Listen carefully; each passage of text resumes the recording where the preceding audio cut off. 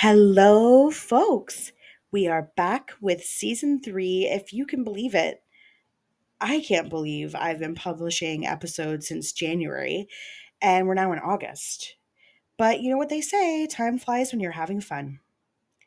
Squad, I so appreciate your ratings, likes, shares, and of course, listens. Sometimes it's tough to find the time and motivation to research, write, and record and edit these episodes, especially being just about 8 months pregnant and a toddler mom who works full time. But when I think of you all hunkering down and ready to listen to the next episode release, it pushes me in the best of ways. If you're new here, welcome to Crime Squad Podcast, a show featuring Canadian crime cases, both solved and unsolved, as told by me, your host, Natasha. If you like Canadian true crime podcasts, be sure to join the squad and subscribe so you don't miss any of my uploaded content. I post full length episodes bi weekly on Fridays, just in time for the weekend. You can also follow my Instagram page at Crime Squad Pod and find me on Facebook. The Facebook page is called Crime Squad Podcast. If you want to suggest a case, provide feedback, or even just drop a line to say hello, write me at crimesquadpodcast@gmail.com. I will get back to you, promise.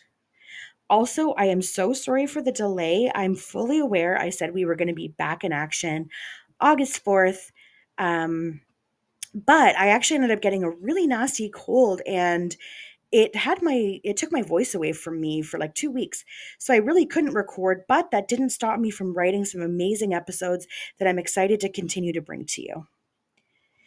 Today's case is going to explore an old one. It's a cold case from 1977 that shocked a nation because of its brutality. This case has always been shrouded in mystery until 2021. Okay, squad, let's get into today's episode.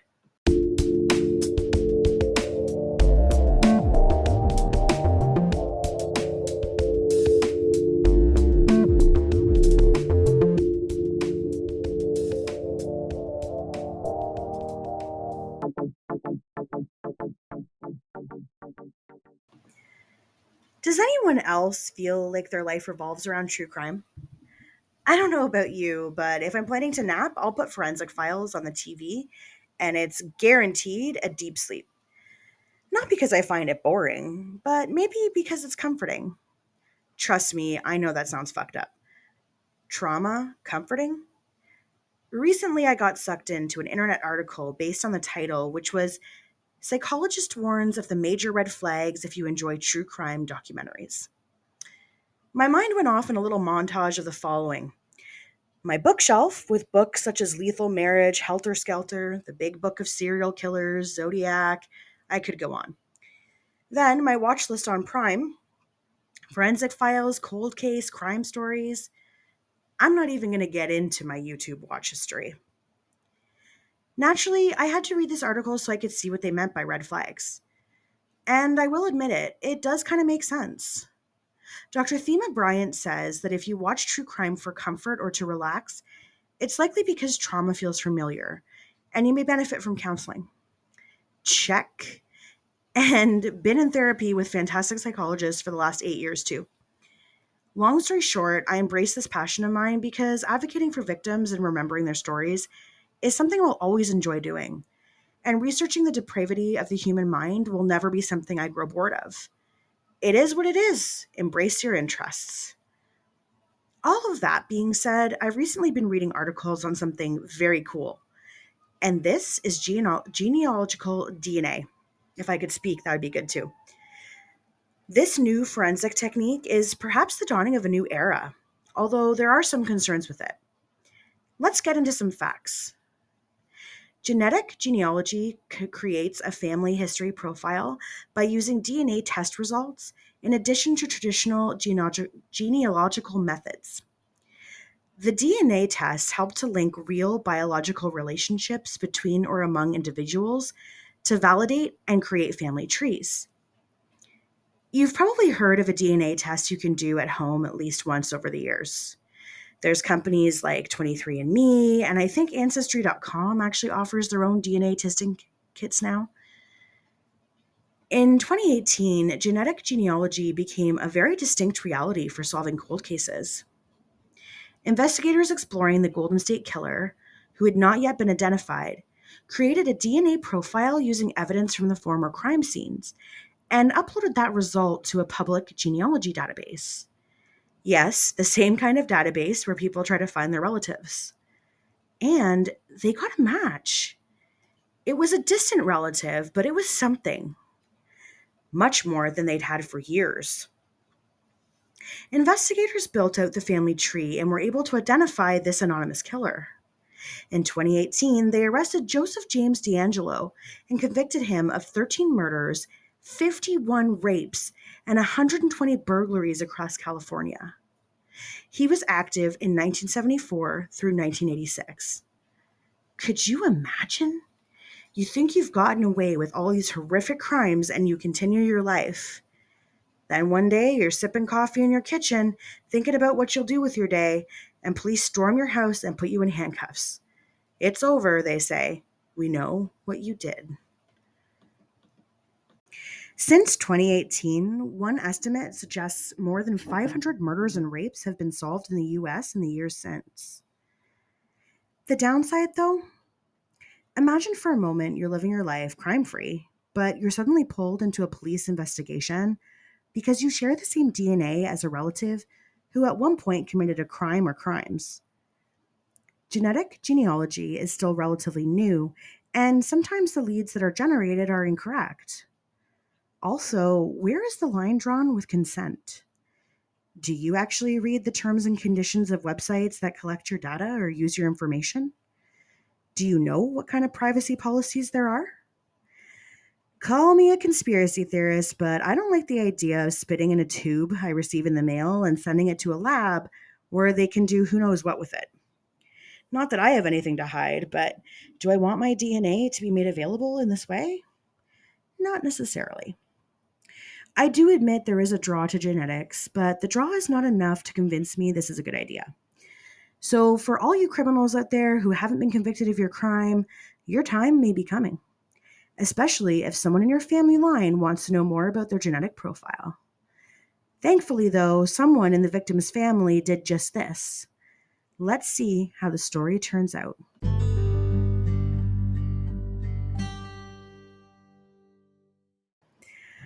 On April 13th, 1977, Mavis McLeod and her then husband Charlie were enjoying the warm weather, the promise of spring. The couple had a large rural property which served them well as farm. They were in the process of building a new house a few kilometers away.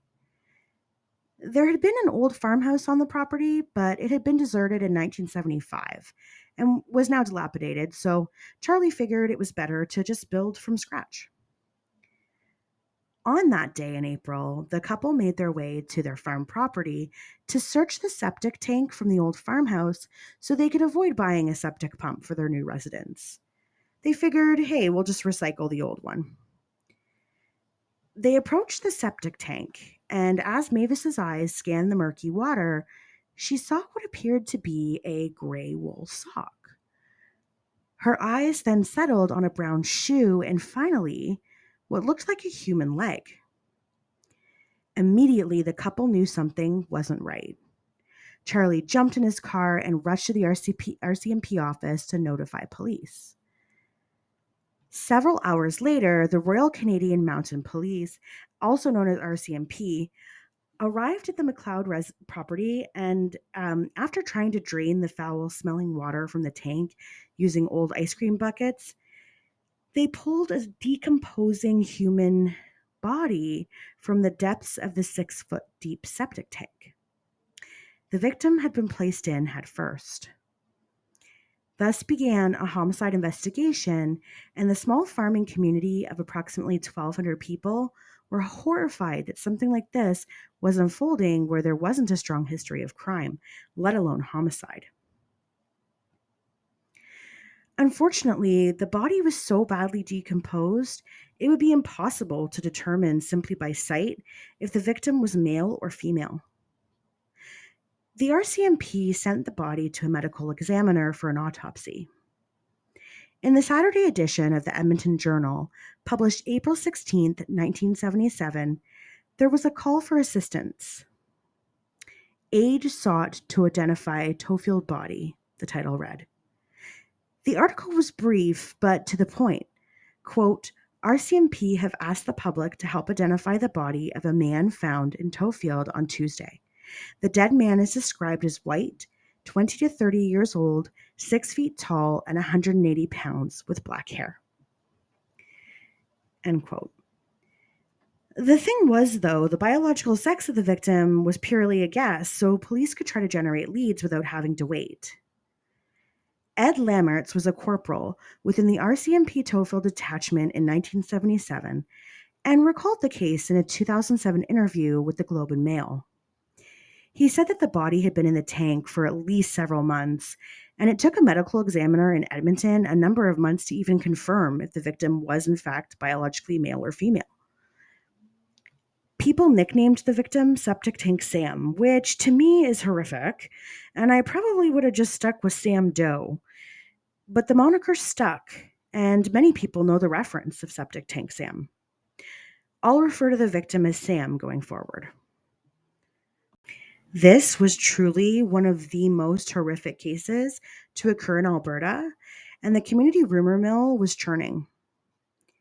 Many other farmers went out checking their own septic tanks just to make sure there weren't more victims being dropped in random tanks.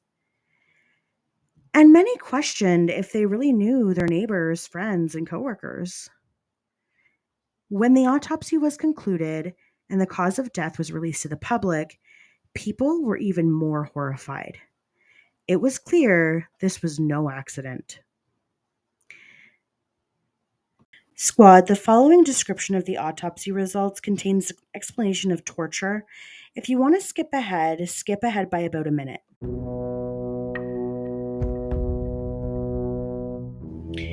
Sam had suffered a horrific fate. Forensic pathologists indicated Sam had been beaten and tied up.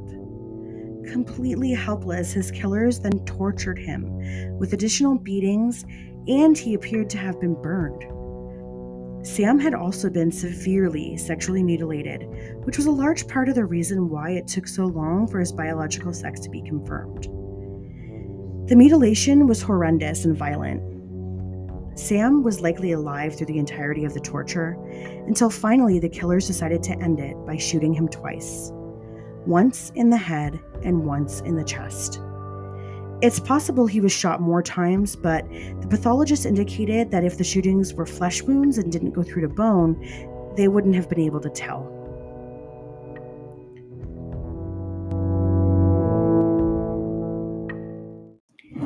This truly shocked officers and residents alike, with Corporal Lammertz being quoted as saying, "It's certainly one of the most bizarre, disgusting, and baffling murder cases I've ever worked on.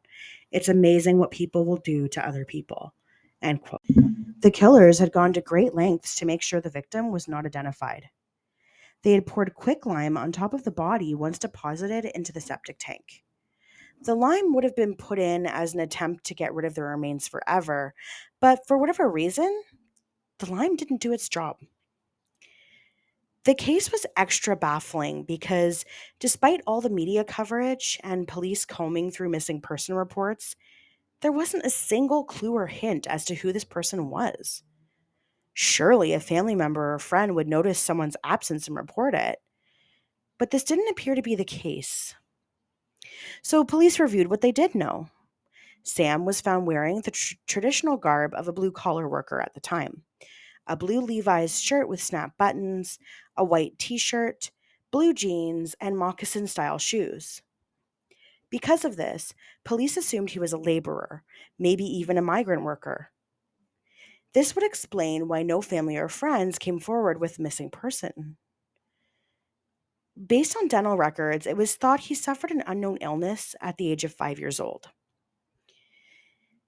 He was listed as Caucasian and possibly a transient.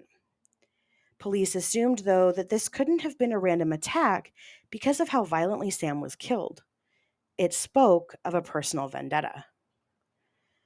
Police tried tirelessly to generate leads and followed up on everything they possibly could from the public. In May of 1977, more than a month after Sam's body was discovered, it was still a baffling case with no concrete leads. Other complications included police not knowing if Sam was killed at the farm or somewhere else and transported to the farm. They didn't know if it was something to do with a gang feud or if the killers were familiar with the area of the abandoned farmhouse and septic tank, or maybe it was stumbled upon simply by chance. And the community was talking as well, with many afraid it was one of their own, a Tofield resident, who had a hand in the killing. Much would be discussed among the residents. Farmers' wives would speculate while doing the day's baking. Housewives would speak in hushed whispers on the phone to each other. Men at the local pub would go back and forth on theories. The local restaurants were abuzz with the chatter. Who was this man? What had he done? And who was responsible? Some of the theories were that Sam was involved in criminal activity, perhaps the drug trade, and he had done something to piss off the other criminals. Other theories, likely based on the extreme sexual mutilation, were that Sam had been caught molesting children and someone had taken the punishment into their own hands. Or maybe he was killed because of an adulterous affair and they'd been caught in the act. Could an angry husband have committed this savage act out of rage against his wife's forbidden lover? Or was it simply a sadistic psychopath had found a victim and tortured him to death strictly for his own pleasure? With nothing to go off of, RCMP were desperate to do something to help find the identity of this poor victim and close the case. They enlisted the help of 800 dentists across Alberta. They sent Sam's dental x-rays to Alberta dentists and then expanded the search across Canada in case Sam had previously resided in other provinces. This was, unfortunately, another complete blank and yielded no results. In late 1977, Corporal Jamie Graham took over Sam's case. Sam had since been buried in a pauper's grave in Edmonton, but the police still continued to work through tips and over 450 missing persons reports. Anything to try to find some link, however small, to their victim. In late 1979, Corporal Graham and a police officer from Calgary were chatting. The Calgary cop brought up an article he'd read in a police gazette about a couple of individuals who had partnered together and were becoming rather well known for being able to study human skulls and create a clay model of what the person might have looked like. The individuals were Clyde Snow, a forensic anthropologist, and Betty Gatliff, a medical illustrator. They were based in Oklahoma. Corporal Graham called the facility, and Clyde Snow told him, "Bring the bones on over," and he and Betty would definitely have a look and attempt to put together a model of Sam. The body of Sam would be exhumed and carefully transported to Oklahoma. Clyde began by examining the skull, and using forensic anthropology knowledge, he deduced that Sam was actually an Indigenous male and not Caucasian as once thought. The process of facial reconstruction was begun, and after approximately 50 measurements of the skull were carefully taken and recorded, Betty began her work. Using the data provided by Clyde, Betty smoothed clay over the skull until a face began to take shape. She added cosmetic details like hair, eyebrows, and eyelashes, and then the work was done. This was how, in subsequent years, the facial reconstruction model of Sam circulated through newspapers in Canada, with the RCMP putting out pleas to the public for information. Someone somewhere had to know something. It was just a matter of when someone would come forward with the right detail that would crack the case. After the photos of the reconstruction were released, tips poured in. It was a vast array of individuals. From people who claimed to know the man, which never actually panned out or resulted in any truth, to people who said they killed the man, to psychics and astrologers who all claimed to know more than they actually did. All of the people who said they'd been the ones to kill Sam were hoaxers, and all of the psychic tips resulted in nothing further. Still, police continued the investigation.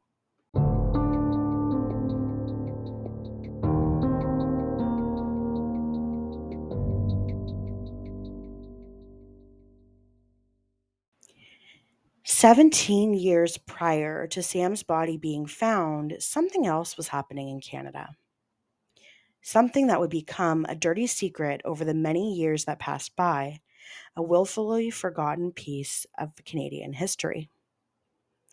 This history had started being exposed in the last 10 years or so, and the stories are heartbreaking. I'm talking about the 60s scoop.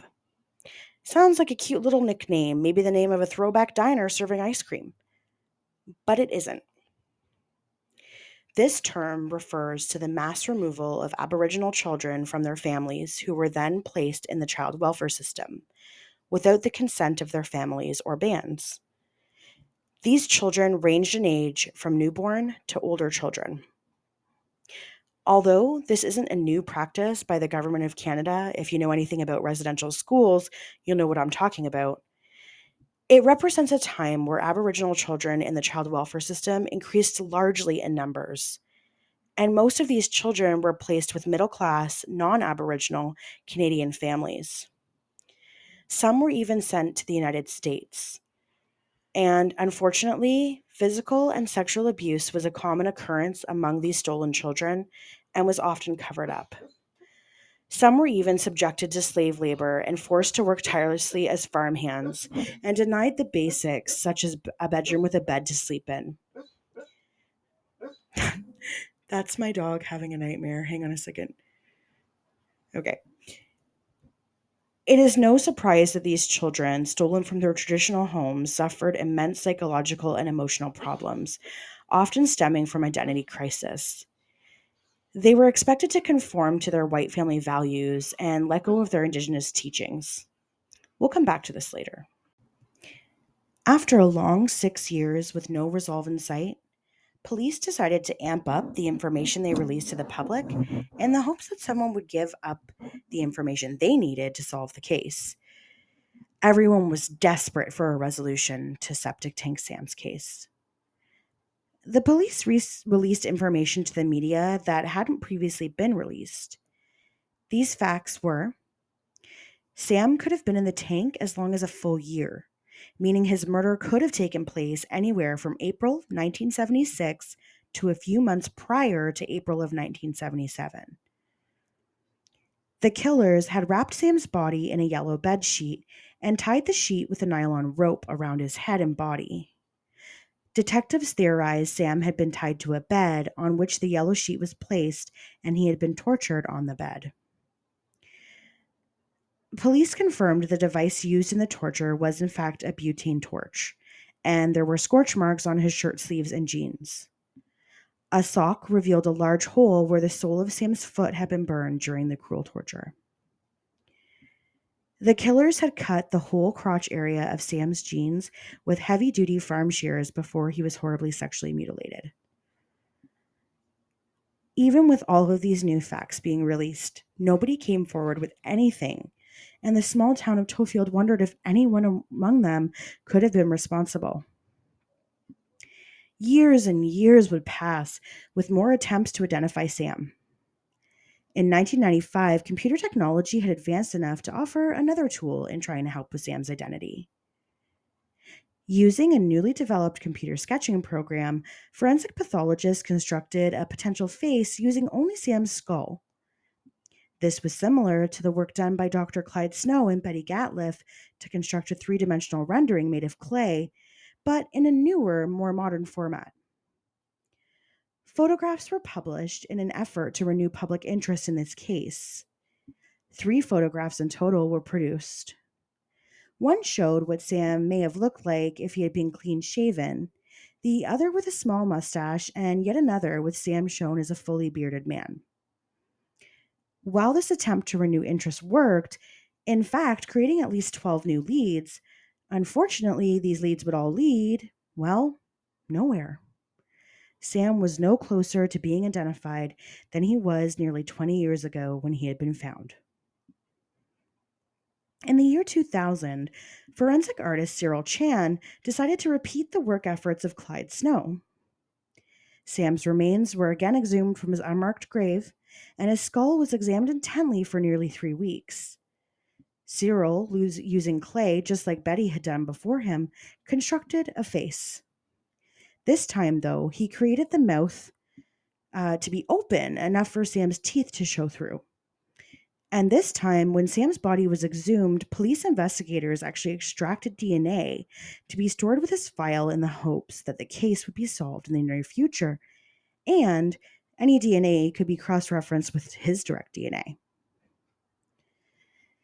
Just like in 1980 and again in 1995, the reconstruction of Sam's face was publicized, and the public was again urged to assist and contact the RCMP if they knew anything about Sam or the case.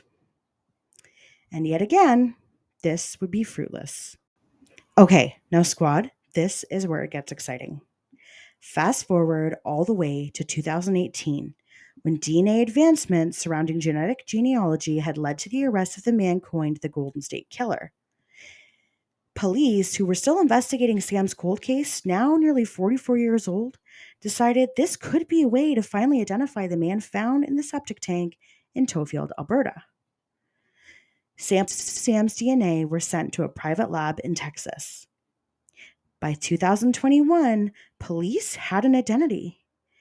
It turns out Septic Tank Sam was actually a man by the name of Gordon Edwin Sanderson.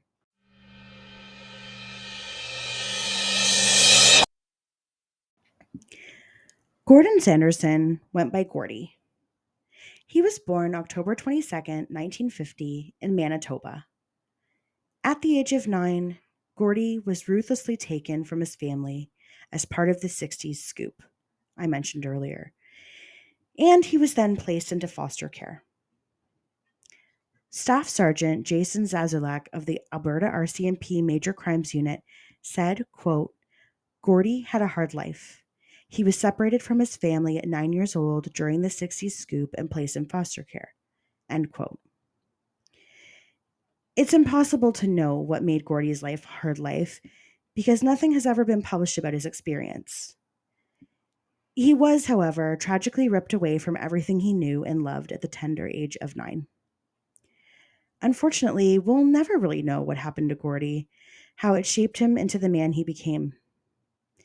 We only know how his life ended, and the mystery of Gordy spanned 44 years, countless police investigations and news stories, and many attempts to identify the poor soul who was seemingly forgotten about by friends and family at the time of his disappearance. In adulthood, Gordy had moved to Edmonton, Alberta, and was 26 years old at the time of his death in April of 1977. He would have turned 27 that October. He leaves behind a sister and a daughter of whom I could find no additional information. I would assume, though, that they are happy to finally put a rest to what happened to their family member. After all, they did confirm that he hadn't been heard from since 1977. Gordy rests now in the Edmonton Municipal Cemetery, no longer in a pauper's grave. Rest in peace, Gordy, and thank you, advances in DNA testing, for finally solving the long-awaited answers in the Septic Tank Sam case.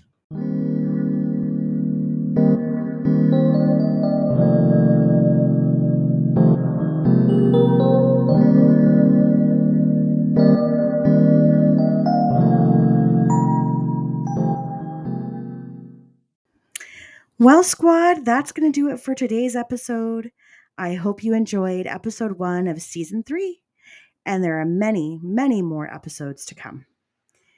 I still have to finish the special series, The Devil's Playground, so stay coming soon. There's 8 individuals left to report on. Stay tuned for the next episode coming in 2 weeks' time on Friday. And as always, squad, stay safe and be kind to each other. Catch you on the flip side.